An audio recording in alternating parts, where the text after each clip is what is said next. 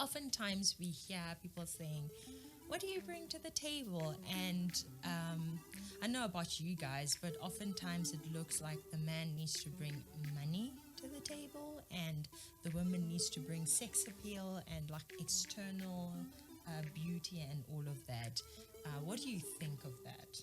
Okay, I'm gonna be brutally honest right now. Any man that asks a woman what you bring to the table, that man is a CC. I think you're not capable of being a man if you can ask a woman what you bring to the table.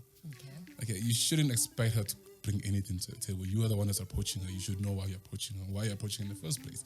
If you can ask her what you bring to the table. Have a vision. When you follow a woman because you know you can do this, and this, and this, and this, and this. I'm coming to you.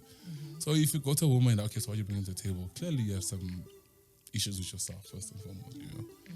You don't just go around and just talk to any girl that walks past by. As a man, and this is just now as a man. You focus driven. You're driven by vision. You know what you want. To start a family, you need to know what type of family you want. You don't just start a family. That's why we have men that have babies and then leave, because then they don't know what to do with this next. They don't know what the next. Yeah, there's no next step to this. But if you know what you want, there's no point in asking what you bring to the table, because I just pull up a little quote by a late man who just died, Miles Monroe. Men are molders. You find your woman and you shape her to what she's capable of already doing. You see someone, you can identify potential. Okay, I see 1, 2, 3, 4, 5 in you. Me and you come together, I can help you enlighten that and make that stronger. So I'm bringing you in because I know the potentials you have, and the fact that I know I'm able to bring that out of you. So I'm never going to ask a woman what you bring to the table. I'm going to bring something out of you that I already know is there. And that's pretty much it for me. Like, I know that I'm bringing her because she can do 1, 2, 3, 4. Come in and I will extract that out of you. So if a man asks a woman that clearly you got to check your priorities. There's something wrong with you as a man, not her. Okay. Don't take shots at me. Thanks for that viewpoint. How about you? What do you think of that? I agree with him 100%. You approach a girl based on what you like about her. You might not know her necessarily, but that's why girls sell an image to men, and men will buy it based on the price, right? So now if the price is right, I'm going to buy it. But that's where the problem is now. When a girl sells a lie, that's where you're deceiving me as a man, and I come into it. I'm like, oh, damn, like, this is not what I expected. And then the girl gets surprised. Oh, you don't love me like you used to. Nah, man, you lied to me at the beginning. Now I'm seeing this side of you that I never expected, and I don't know how to handle it. You find it's too much to take, But if from the beginning, like you said, I see the girl and I'm like, okay, I like how she carries herself. She's the type of woman that I want. I'll approach her. If she feels that I'm the type of man that she wants, she has the final decision to say yes or no. She'll do that. So say she says no. Cool, I'll move on. I'll find another girl that has characteristics that I feel like are appropriate for me. I'll go to her. If she says yes, bet. Then we move on. We build a relationship that we want. She won't have everything that I need, and I won't have everything that she needs. Then we start building the best out of each other. Usually when girls say, no, man will never change for you. Nah, that guy never changed for you because he didn't like you that much. He didn't change for you because he didn't feel comfortable enough or feel that you are worth changing for. A guy will change for a girl that he truly feels. So you only ever this change girl, for the one. Yeah, this girl is worth it. Then he's going to change for you. He's going to drop off so many things just to make you happy and to build a life together. You just need to know how to work around those dynamics, So I don't think asking a girl what you bring to the table is the way to go. She'll lie to you. She will tell you she's the table, even if she's broke. She has nothing. Just what I said. Just like even with your question, the whole money and sex thing. Like if the relationship is based off I'm bringing money, you're bringing sex, it's gonna die very quickly. Because then you are gonna run out of money at some point. And you're gonna end up finding that thing and then you're gonna go seeking it outside. She's gonna go seeking money elsewhere. So it's never really just about the money and the sex. That's an unfair exchange. It's if you're talking about a serious marriage, not just an image, a serious marriage, money and sex are the last thing to talk about. Obviously, let me just phrase it properly before we start fighting. Okay. When you're in the relationship, yes, you gotta bring that up. We need to discuss how our finances are handling. And people say we gotta have sex 5 times a week or however time that is. But if you're basing the relationship off that alone, I don't subscribe to that. It's not. I know him and I fight by the hairs in terms of sex and all that stuff. He has his own criteria, I have my own criteria. But then from the get-go, I will not come to you expecting hot sex. It's gonna play a part in the relationship, obviously. But I'm not gonna be expecting that from you. Yeah. I just don't see that as a fact. At some point, it's gonna get boring. I'm sorry. I'm being honest. Yeah. At some point, it's gonna get boring. I'm gonna get tired of having sex with you at some point. If that's all it's all about, So, and you can't always want me for my money. I'm gonna get broke at some point. It's life. Anything can happen. I might be rich right now. 2 months down the line, make a bad decision, everything is gone. Yeah, you're gonna leave me, you're gonna stay. So, sex and money is not a fair exchange when it comes to a serious relationship.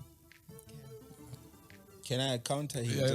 I knew you were gonna do that. So, my view on that is that we need to put everything on the table at the beginning. Okay. Especially things that can shape our relationship, such as money, sex, your past experiences, your past traumas, anything that can affect our relationship in a particular way, we need to put it on the table so that we both know what we're getting into, right? And I don't like the idea of saying, like, let's not have sex up until we get married. Nah, like, I feel like that's a way of trapping me into it, because I'm gonna now want the sex. Now the sex will be the main goal instead of everything else, because now you've put everything else on the table but the sex. Okay. So we get in, we get married, then I find out that the sex sucks. Okay. Now I'm like, now it's too late to go. Now it's too late to want to change, because sexually some people you might not be compatible with, right? Okay. I don't think you're compatible sexually with just everybody.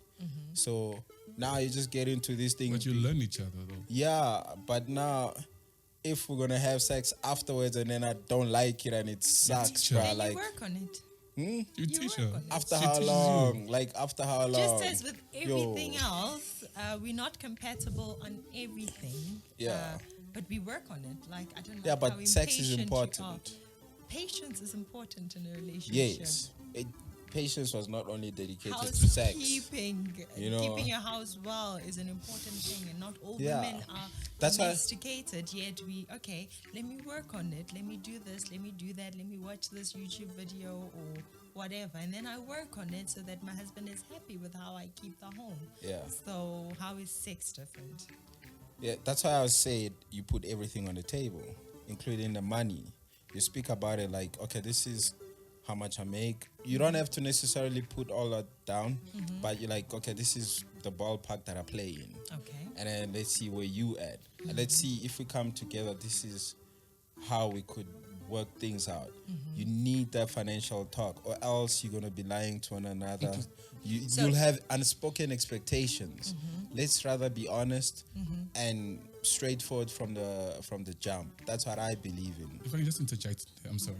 Sorry to interject. Yeah. So, okay, my question is, she brings the money, right? Yeah. And then you bring the sex. So roles reversed. How does that play out with your ideology? She brings the money and I bring the sex. With what you just said now regarding sex being on the table, and that now you are the one bringing the sex and she's bringing the money. I don't think that wouldn't be my position. I wouldn't put myself in such a position where the only thing that I'm bringing to the table is sex. Not the only thing, but we're talking about, okay, you're saying that it's unfair for a woman to not to give you as much pleasure as you would like sexually. Like, if she were to do that, that would kind of be the end of the relationship, instead of you taking the time to... Did I say that? You said I didn't say it. Well, okay, this is what you said. That you need to know how it feels like, so you're not trapped in that, because now you married to know if I like you it. have to stay with it. Yeah. So now, based on that, what is your question? if the roles were reversed. Yes, and like she brought the money, you brought the sex. If she now was like, you know what, if your game is not good, I'm gonna leave you, because clearly that's pretty much the concept you've laid for us. No, that's not how I meant it. But to answer you still though, like if she comes and she tells me that if my game is bad, then she's gonna leave me, then for me it will be like, okay, I get what you mean, but if you wanna leave just because of that, then it's cool, you can go. Then you're rather saving me from so much more, you know. So you're saying that you wouldn't leave her because it's bad?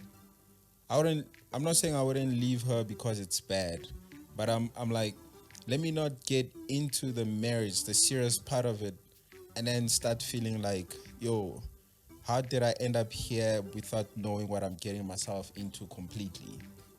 You get me? So if you found out before you were married, what would you do? Then I'll see, okay, can we work on this? But Is why this can't something you that we work can on it in improve? marriage? Yeah, Why should you work on it before? How would you feel, right? You getting married to this guy, and you only find out about his financial status. You only find out about where he is in life and all of that only in marriage, only afterwards. How would you feel? Just as I can find out ahead of marriage, that would not mean, okay, I'm leaving you. I'd say, okay, this is where you are now. How about you learn something? How about you get another course, or so that you can improve yourself in the job market? It helps you plan better, right? Okay, but it helps you plan better. But wait, sorry, but here's my concern. Why is sex and money here? These are two different things. Yeah. I don't understand why, because I'm not financially stable, then your sex must meet my finances. No, I wasn't trying I I wasn't pairing the two. I wasn't pairing the two. Let's say we're not pairing the two. Yeah. But I feel like in every, not every, but commonly in relationships these days, these are the two things that people look at. Yeah. The person doesn't look at, this guy has a stinking attitude, or this lady has a stinking attitude. Yeah. This person's not going to treat my extended family well. This person, I don't like the way, based on how she is or how he is, I worry about how my children are going to be brought up. But the focus most of the time is how financially stable are they and how well do they perform sexually. Yeah. And I feel like that is the main focus, and it's not that you shouldn't care, but like there are many other things that are more important or might be just as important as the financial stability and the sexual pleasure that we overlook a lot. So if you go back to what I said at the beginning, I said, let's put everything on the table, right? It's just that you guys focused on the two, sex and money. Because you made it seem like that's how you served you would be trapped. Yeah, because I was trying to counter what he was saying. Okay. So what do you say now? If she brings everything to the table and sexually she's fine, money, everything is fine, but she's very impatient and she gets angry and she's a very angry person, what would you do then? For me, those are bigger red flags. I would leave. Okay, just as you would leave for the sex, you'd leave for the anger and the impatience. You did say you'd leave for the sex. Yeah, if it's something that I feel like we can't work this out, we can't fix this, then you do the same also for impatience, stinking attitude. Yeah, so everything plays a role. Like, I feel like what's happening is that you think what I'm saying is that the sex holds more value than everything else. It sounded like and it's not what I'm saying. I'm glad it's not what you're saying. Yeah, it's not what I'm saying. Okay. What I'm saying is that put everything on the table, because every single thing plays a role in building your relationship. Okay. Whether the person's attitude, their financial status, their mentality towards certain things, their attitude, whatever it is, right? Everything plays a role. And the way that person is in that specific area can impact you also directly and indirectly. And those are things that can build or destroy your relationships. So that's why I feel like before we get into the serious part of it, because some of us, not all, let me not add myself into it, but a lot of people like jumping into the serious part of the relationship, the marriage, before really knowing the person. Hence we're finding so many divorces, like you end up knowing somebody later that this person, the house that you've been staying in, they didn't own it. They've been renting or they stole it from someone, and you find out that later. That's why I find somebody who's honest, somebody who's willing and strong enough to have an honest conversation at the beginning to tell you the truth. Okay, look, I'm not well, I'm building, this is where I'm at. Yeah. If you can work with me, please be patient. We'll find a way to make it work. Yeah. And then say your girl was raped when she was young, sadly. So she comes, she's like, yo, this is my experience when I was 16, when I was 14, this is what happened to me. And because of that trauma, it has affected me in these areas. This is how I am, this is what I do. Yeah. So when it comes to sex, this is how it takes longer for me to open up. Now you know as a man, okay, this is what she's gone through, and I understand that. So now I want to know as a man, how should I treat you better so that we build on this, right? So now it helps, it gives you building blocks. It helps to make it easier. Helps to build a more healthy environment in your relationship. But else you're going to have a toxic relationship. And I think I personally am done with that. Like, you know, we're growing up now, so that period is over. That's why I'm saying this. Yeah. You know, let's put everything on the table. Let's be honest. It will make it easier for us to build a more healthy relationship. Yeah.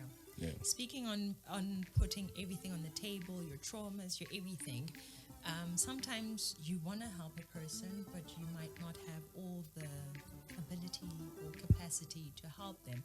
What are your guys' view on therapy? Individual therapy, couples therapy, what do you think? I think it's great that it's guys that we're talking about this with. What do you think about therapy and overcoming or healing from our traumas by means of therapy? That's a very tricky question for me.